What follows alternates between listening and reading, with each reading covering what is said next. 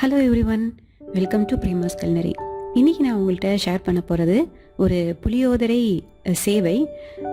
Actually இது என்னென்னா புளிக்காய்ச்சல் மிக்ஸில் நம்ம எப்படி புளியோதரை சேவை பண்ணலாம் அப்படிங்கிறது தான் இன்றைக்கி நான் உங்கள்கிட்ட ஷேர் பண்ண போகிறேன்.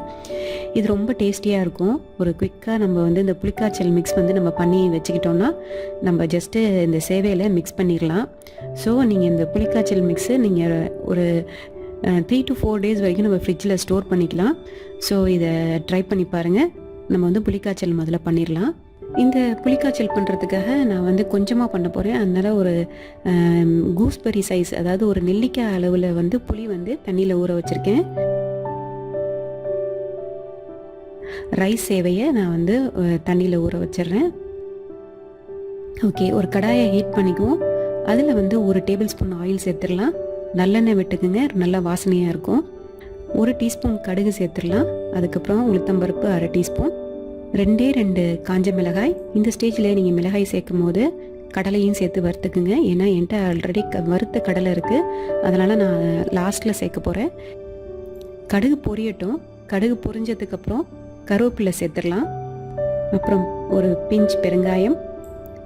நான் இப்போ இந்த புளியை 1/2 கப்பு தண்ணியில் கரைச்சி வச்சுருக்கேன். அந்த கரைச்ச புளி தண்ணியை நம்ம இதில் சேர்த்துடலாம். இதோட 1/4 டீஸ்பூன் மஞ்சள் தூள், 1 teaspoon sambar powder, 1 teaspoon salt சேர்க்குறேன். நல்லா மிக்ஸ் பண்ணி விட்டுருவோம். நல்லா இதோட நல்லா இந்த புளிக்காய்ச்சல் நல்லா கொதிக்கணும். இப்போ தண்ணியெல்லாம் வற்றி நல்லா கொதிச்சிருச்சு. அதில் இருக்க ரா ஸ்மெல்லாம் எல்லாம் போயிடுச்சு. ஸோ இப்போ புளிக்காய்ச்சல் ரெடியாக இருக்குது.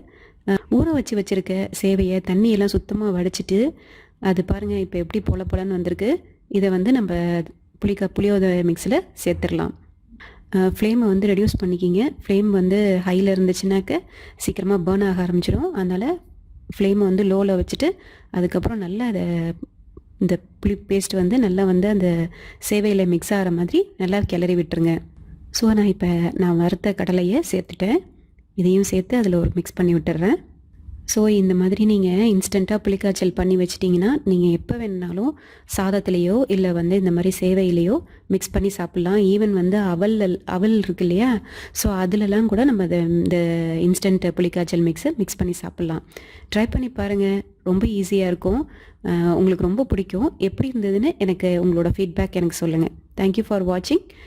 இன்னும் அடுத்த வீடியோவில் இன்னும் நல்ல இன்ட்ரெஸ்டிங்கான ரெசிபீஸோடு உங்களை நான் சந்திக்கிறேன். Until then, by from Premalatha Aravindan.